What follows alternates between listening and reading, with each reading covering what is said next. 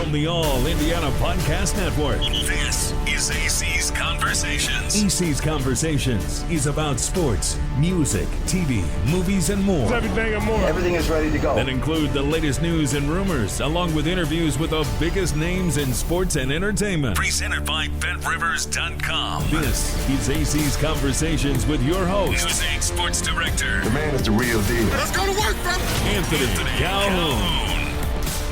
Hi, everybody. Anthony Calhoun, part of your All Indiana Podcast Network, AC's Conversations. We are getting ready to head down to Tampa for Super Bowl 55. Our coverage comes your way on Wish TV coming up next week. Speaking of the Super Bowl, I had a chance to connect with Scott Hanson from the NFL Network, the Redzone. He's going to be down there in Tampa as well. We got a chance to talk about the big game and so much more.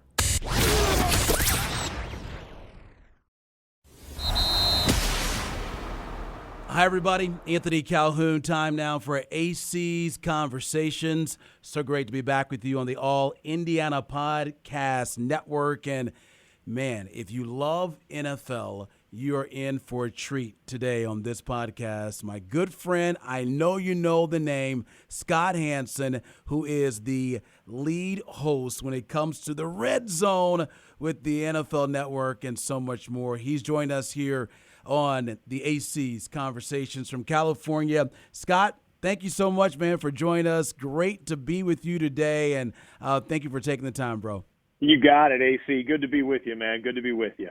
All right, so first things first, we're getting ready to wrap up this NFL season for the most part. A couple weeks away, we'll be set for the Super Bowl down in Tampa. But give me your take on what you saw this year and just getting through the whole COVID, and it's amazing. Here we are getting ready to be able to have the Super Bowl in Florida. Well, that's a great place to start, because if you would rewind this conversation, and if you and I were talking in, mid-July, early July, the prevailing thought was either A, no way the NFL is going to be able to play this to start the season, or B, even if they are able to start the season, there's no way they're going to get through the season uninterrupted without having to shut down. And the fact that we got through, and it was bumpy, obviously. We saw circumstances where teams were shorthanded and teams were shut down during the week because of close contacts and the nature of the reaction to the pandemic. But it was bumpy, and yet we played 17 straight weeks of NFL football. And now all the scheduled playoff games have gone off on time, and we're down to 3 games to go. And in the middle of, an unprecedented time in all of our lives, That's in right. the history of Earth, it's an amazing testimony to the players, the coaches, the support staffs on all of these teams, the discipline that they had to go through personally and professionally. To be able to get through an entire season like this is just absolutely phenomenal. And I'll add the NFL League office in New York and the NFL Players Association as well to come together on a unified front to say, hey, this is going to be rough. This isn't going to be easy. This is uncharted waters, but we're going to be able to get through this, and we're going to do it healthy and do it safe. And that is exactly what's happened. It's remarkable. It is remarkable. And so I had an opportunity, everybody, a couple of years ago. Scott was so generous to me and our foundation that I do here in Indianapolis with my charity golf outing. Had a chance to take some folks out who won an auction item to check out Scott in action with the Redzone. And it's, what do we call it? 7 hours of what? Commercial-free football, right? Is that right? Well, but with that impression, I know you're not taking my job anytime soon, because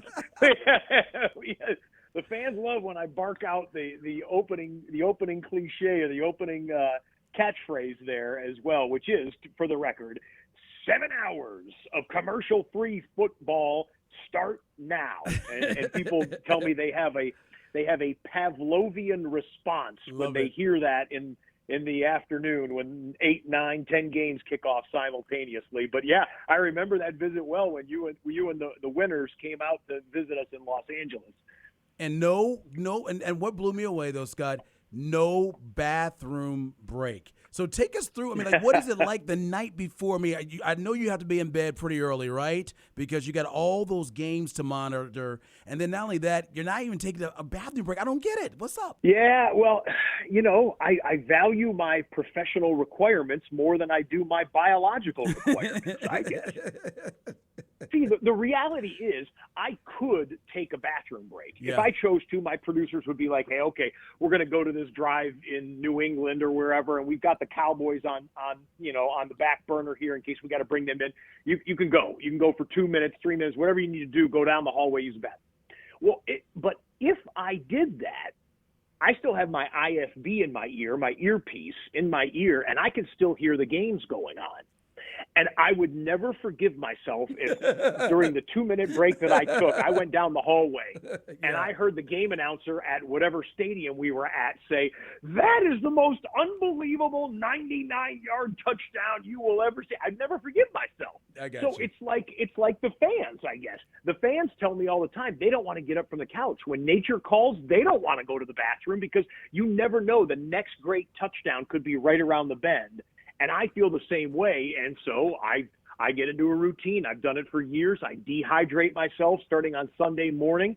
I cut off my liquid intake about 2-3 hours before the show. I use the facilities 2 or 3 times before in the hour leading up to kickoff, and then it's the willpower of a ninja for 7 straight hours until we get to the final touchdown of the day.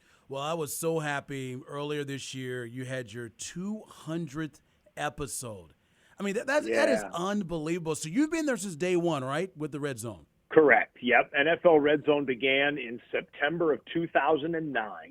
Wow. And here we are 200 episodes later, which, like people would say, oh, they watch, let's say, Sports Center or NFL Total Access on NFL Network, which is a daily show, and they do hundreds and hundreds and thousands of episodes over the course of 12 years.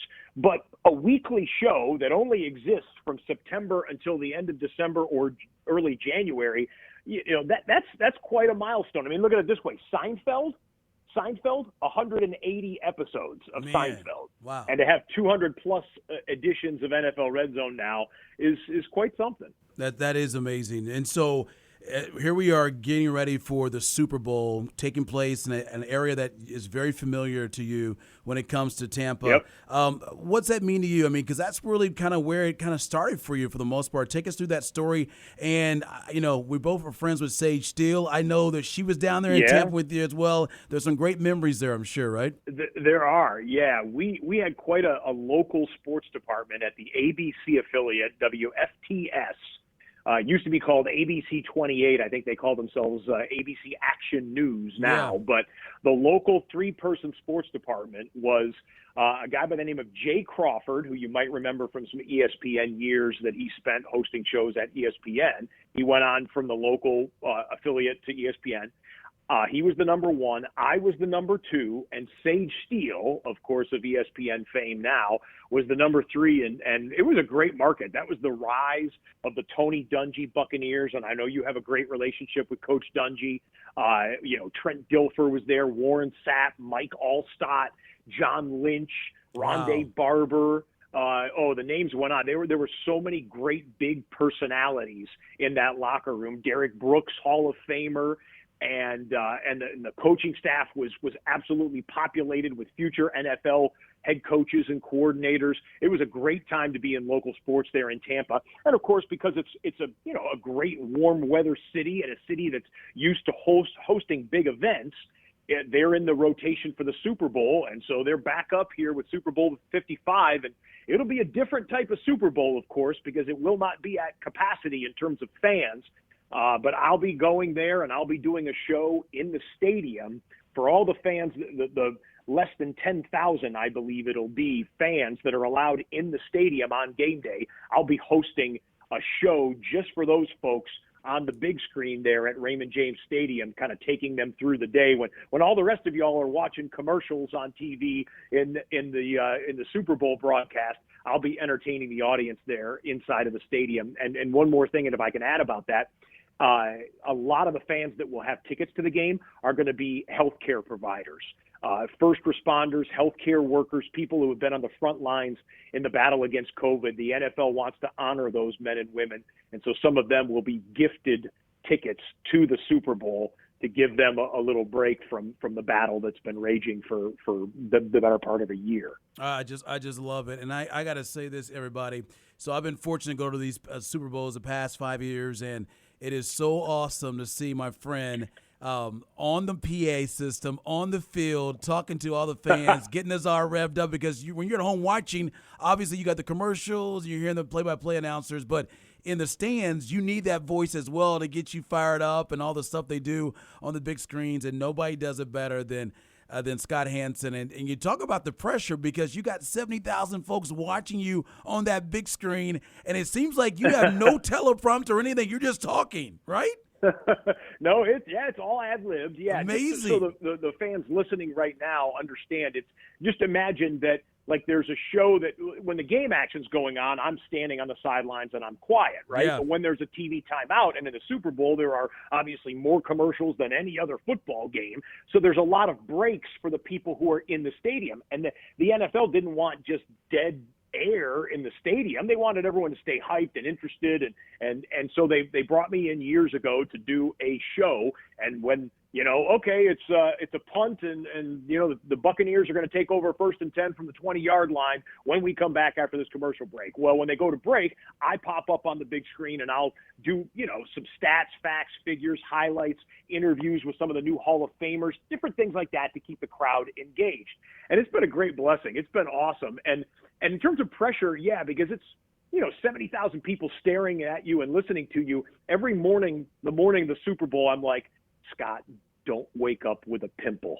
Don't wake up with a pimple, because if you do, it's the size of a dinner plate on the big screen. And I'm like, no, I don't need any of that aggravation. And you would think I'm past the facial blemish days in my life, but that's one of the dumb things that I think about, like the day or two before the Super Bowl.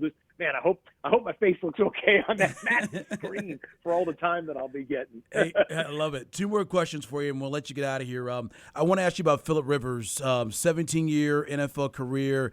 Just recently announced that he is going to call it quits. What do you think of when you think about Phillip Rivers and the legacy he left on the football field? I know he's a future Hall of Famer. Yeah, well, some people debate that, believe it or not. I think he some is, people though. are debating. I'd put him in. Put him in because the tipping point for me is, what is it? Obviously no Super Bowl championship, but the longevity, the streak that he had. I think he ended, was it 230 games, right? And only Brett Favre at the quarterback position had a longer streak. And when you consider all of the great quarterbacks and durable quarterbacks who have played and are in the Hall of Fame, but could never string together that number of games with that type of prolific passing production, I think that puts him over the top. And I do think Phillip Rivers is a Hall of Famer. So I think about all the amazing stats that he has and the Iron Man streak of consecutive starts.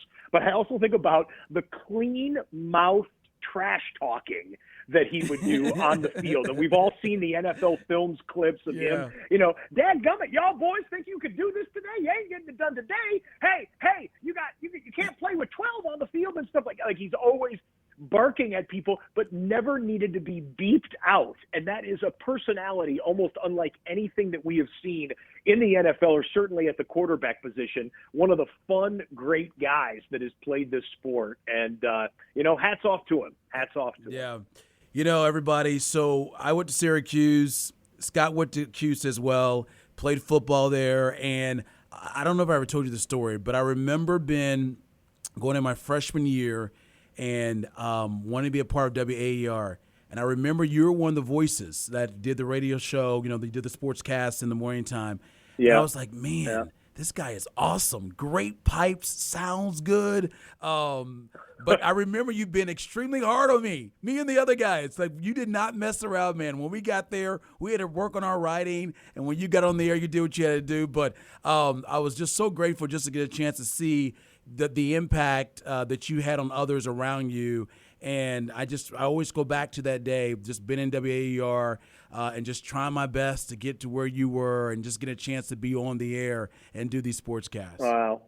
Wow. Well, AC, that's amazing that you have that recollection, and to the extent that I was hard on you or the other guys, in a good way. let In a me good way. apologize here. Good more way. than 20 years later. 20 years later. Yeah.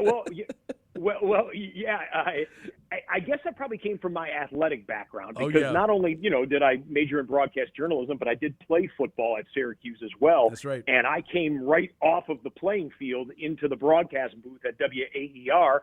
And, being excellent in athletics is about, especially football, is about driving hard and driving your teammates hard, and everyone's striving for excellence. And we all had a dream to make money in this business, to have a profession and a career in this business, something that was a passion for us when we were college kids.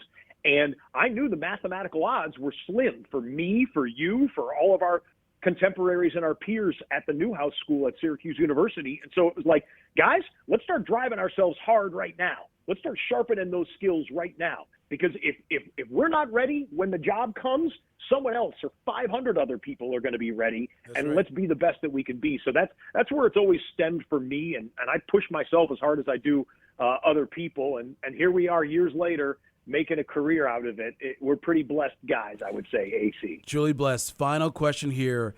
I know you're a man of faith, and just talking to you now, man, you talk about just being fired up about the NFL. If you're going into this business, you're fired up because you can be just like Scott Hanson or someone else who's successful on television or in radio. But I want to ask you, how do you keep it all together? I mean, you're so focused on your job, and you're excellent at that. You got a lot of hats you wear, but how do you keep it all together, my man, and still put a smile on your face and still show so much grace to so many people? Yeah, well, thank you for saying that and describing it that way. I hope I projected, an outward image of positivity and energy and enthusiasm. Because I would say to the people that are listening right now, I don't know what your worldview is. I happen to be a Bible-believing Christian, and that's my Christian faith is the bedrock of my life. My relationship with God has changed my life and continues to change my life. But I don't know, the people listening, you might be anywhere on the spectrum of what you think this world is all about, or where we've come from, where we're going, what's in between, all of that. But I think we all agree that we only have so many heartbeats on this planet, right? We all go around once. Most of us would agree with that. How are you going to spend those heartbeats? How are you going to live your life that is time waits for no one, right? And the way I've kind of determined it in my life is I'm going to try and get everything out of life that I possibly can and give everything that I possibly can at the same time. And formed around my Christian faith, that means treating people the way I want to be treated. It means, being committed to the truth and not to error and falsehood. It means showing kindness and concern and genuine care and love for people, even if I don't get it in return. And I fall short. I fall short all the time, but that's why I'm so thankful for God's grace in my life. So I hope that answers your question there a little bit in terms of when you folks hear me yelling about touchdowns and getting excited, I am genuinely excited about it, but it's not the center of my life. And the center of my life is my relationship with God and how I can channel and try and glorify Him through calling out touchdowns or yelling out 7 hours of commercial-free football or doing a show on television like that. I love it, man. Love it, man. You are the best, brother. Love you so much. Thank you so much, Scott, for taking the time. And I will see you down in Tampa, man, for Super Bowl yes, down sir. there. And keep doing what you're doing, man. Keep having an impact on so many people. And we love the Red Zone. You are a winner. And I tell you, I get chills and I get so excited and I get a smile on my face every time our friends tell me, hey, that guy on the Red Zone, he's awesome. You ever watch the Red Zone? He's awesome. So bravo to you, my friend. All right. And thank you so much for taking the time to join us here on AC's Conversations. You're the best, man. AC, I appreciate you, brother, and I'll see you down in Tampa at the Super Bowl, and just keep up the great work there in Indiana and beyond. You're a great guy, AC. Thanks, man. All right, brother, you're the best. All right, everybody, that is Scott Hanson, the host of the Red Zone. If you love the NFL, you know who that guy is. He's always delivering week in and week out.